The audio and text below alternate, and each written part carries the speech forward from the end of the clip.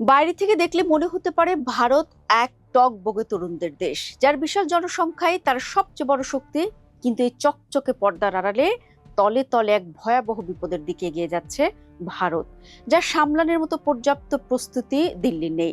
জনবিস্ফোরণের চেনা ভয়কে পেছনে ফেলে দেশটিতে এখন নিঃশব্দে দানা বাঁধছে এক উল্টো সংকট। আর তা হলো আশঙ্কাজনকভাবে কমে গেছে ভারতীয়দের সন্তান জন্মদানের হার। বিশ্বমঞ্চে যখন ভারতের যুব শক্তির জয়গান গাওয়া হচ্ছে, ঠিক তখনই ভেতরের পরিসংখ্যান বলছে অন্য কথা। ভারতের সন্তান জন্মদানের হার এতটাই নেমে গেছে যে ভারত ধনী দেশ হওয়ার আগেই এক বিশাল প্রবীণ জনসংখ্যার বোঝায় অতুল গহ্বরের দিকে ধাবিত হচ্ছে। খোদ আমেরিকান ধনকুবের ইলন মাস্ক ভারতের এই জন্মহার নিয়ে উদ্বেগ প্রকাশ করেছেন। বিশ্বের সবচেয়ে জনবহুল দেশ ভারতের সন্তান জন্মদানের হার এখন প্রতিস্থাপন স্তরের নিচে নেমে গেছে। কিন্তু হঠাৎ করে ভারতীয়রা সন্তান নেওয়ার প্রতি আগ্রহ হারিয়ে ফেলছেন কেন? নেপথ্যের গল্পটা আসলে কি? চলুন পুরো বিষয়টি বুঝে নেওয়া যাক।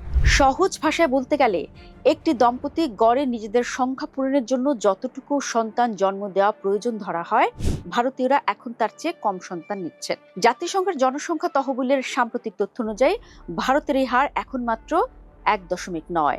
এই কমতে থাকা জন্মহারের পেছনে কোনো একক কারণ কাজ করছে না, বরং এটি অর্থনীতি, সমাজ ব্যবস্থা এবং আধুনিক জীবনযাত্রার এক জটিল সমন্বয়। বিশেষজ্ঞরা এর পেছনে প্রধানত কয়েকটি বড় কারণ দেখছেন।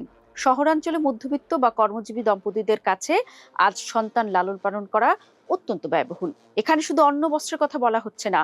আধুনিক মা বাবারা চান তাদের সন্তান নামি প্রাইভেট স্কুলে পড়ুক, এক্সট্রা কারিকুলার অ্যাক্টিভিটিসে অংশ নিক, ভালো প্রাইভেট কোচিং ও উন্নত চিকিৎসা সেবা পাক। একদিকে ফ্ল্যাটের চড়া দাম, অন্যদিকে শিক্ষা ও স্বাস্থ্য খাতের লাগামহীন খরচ। ফলে সন্তান বড় করাকে এখন একটি বিশাল অর্থনৈতিক বিনিয়োগ হিসেবে দেখা হচ্ছে, যা অনেকের পক্ষেই একা বা দুজনের আয়ে সামলানো কঠিন হয়ে পড়ছে। আজকের ভারতের নারীরা আগের চেয়ে অনেক বেশি শিক্ষিত এবং স্বাবলম্বী। তারা উচ্চশিক্ষা নিচ্ছেন, কর্পোরেট ক্যারিয়ার গড়ছেন এবং দেরিতে বিয়ে করছেন। নোবেল জয়ী অর্থনীতিবিদ অমর্ত্য সেন তার ডেভেলপমেন্ট অ্যাজ ফ্রিডম বইতে দেখিয়েছেন, নারীর শিক্ষার সঙ্গে জন্মহার কমার সরাসরি সম্পর্ক রয়েছে। যখন একজন নারী আর্থিকভাবে স্বাধীন হন এবং নিজের জীবনের সিদ্ধান্ত নিজে নিতে পারেন, তখন স্বাভাবিকভাবে পরিবারের আকার ছোট হয়ে আসে। পারিবারিক কাঠামোর একটি বড় সংকট এখানে দায়ী। একজন নারী কর্মজীবী হলেও ঘর এবং সন্তানের সিংহভাগ দায়িত্ব এখনো সমাজ ও পরিবার তার উপরই চাপিয়ে দেয়। অফিস এবং সংসার, এই দুই নৌকায় পা দিয়ে চলতে গিয়ে অনেক নারী হাঁপিয়ে ওঠেন। ফলে ক্যারিয়ার ও ব্যক্তিগত স্বাধীনতার কথা চিন্তা করে অনেকে একটির বেশি সন্তান নিতে চান না। এমনকি অনেকে দুই আয় কোনো সন্তান নয় এই আধুনিক জীবনধারা বেছে নিচ্ছেন। পরিস্থিতি আসলে কতটা উদ্বেগজনক? ভারত কি সত্যিই বুড়িয়ে যাচ্ছে? অর্থনীতিবিদরা বলছেন, এখনই ভারতে কোনো জনসংখ্যা সংকট বা হাহাকার তৈরি হবে না। ভারতের জনসংখ্যা আরো কয়েক দশক বাড়বে, কারণ আগের প্রজন্মের বিশাল একটা অংশ এখনো কর্মক্ষম বয়সে রয়েছে। তবে আসল চিন্তার কারণ হলো ভবিষ্যৎ। যদি এই ধারা চলতে থাকে, তবে 2050 সালের মধ্যে ভারতের প্রায় 20% মানুষের বয়স হবে 60 বছরের বেশি, যার সংখ্যা দাঁড়াবে প্রায় 30 কোটি।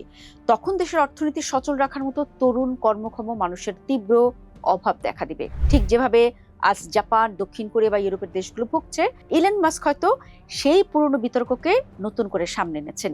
কিন্তু বাস্তবতা হলো, ভারত এক অদৃশ্য পরিবর্তনের মধ্য দিয়ে যাচ্ছে। ভারত ধনী হওয়ার আগেই বুড়িয়ে যাবে, নাকি এই পরিবর্তনের সঙ্গে রাষ্ট্র নিজেকে খাপ খেয়ে নিতে পারবে, সেটাই এখন দেখার বিষয়।